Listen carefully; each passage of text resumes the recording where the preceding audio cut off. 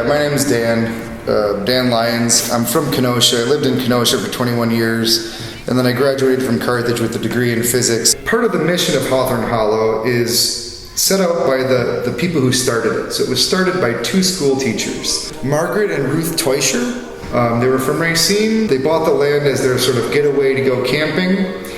Pike River runs through it, and the first thing they did with the land is they put in sort of a road from where Green Bay Road is down to the Pike River, and there's a little landing. They put in fireplaces, and that is currently where the amphitheater is. It wasn't originally an amphitheater, it was their camping spot.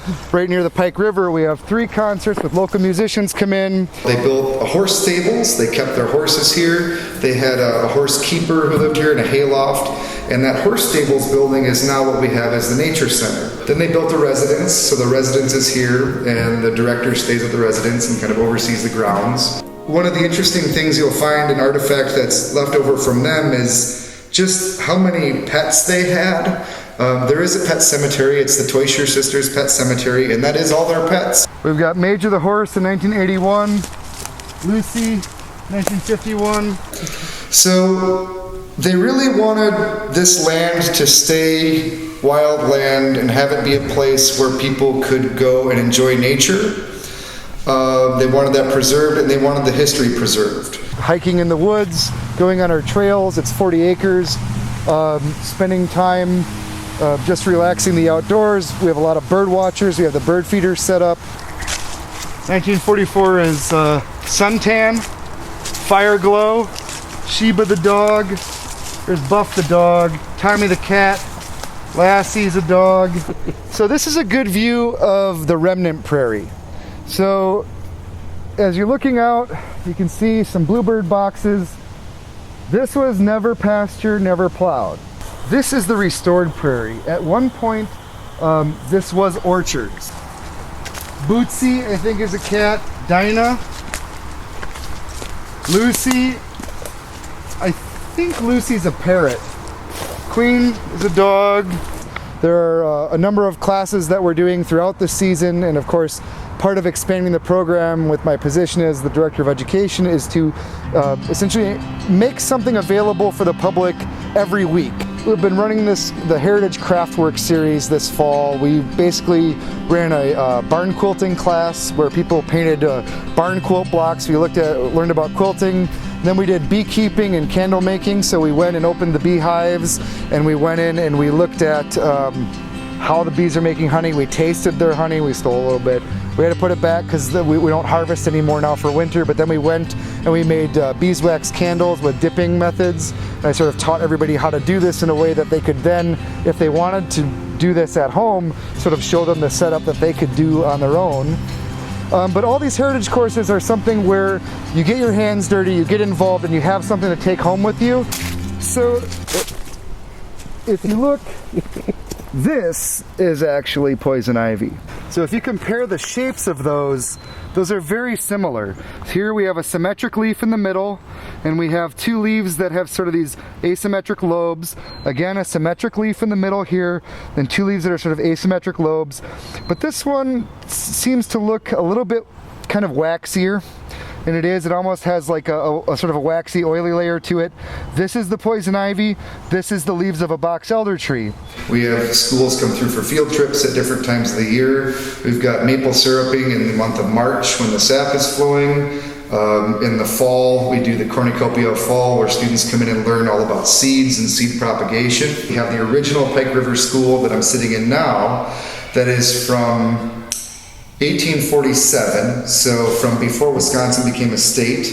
And then the second Pike River School, which is sort of built next door originally, the 1906 school is a bit larger to accommodate the growth of the town of Pike and the town of Summers. But they were moved by Ruth and Margaret in order to preserve them because they were going to be torn down. The same is true for the old Summers Town Hall. We have a reproduction of a wigwam. So we use cattails and maple saplings to do the reproduction. We use this as part of our field trips. We'd like to, use it more extensively. It's going to be a heritage gardening series. We're going to have seed starting, garden structures, and garden planning. We're going to run a summer craftwork series. We're going to run the bees and waxwork candle making again. We're going to have barn quilting again. And we will also be adding, I call it reclaimed basket weaving, repurposing and upcycling materials. And we're running those, partnering with the continuing education program at UW Parkside.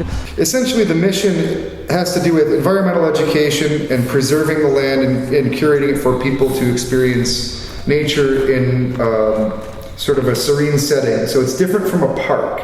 If you want to come on your own time and spend time with the woods or hanging out, I mean, you could bring a blanket and lay down next to the prairie in the sun and read a book.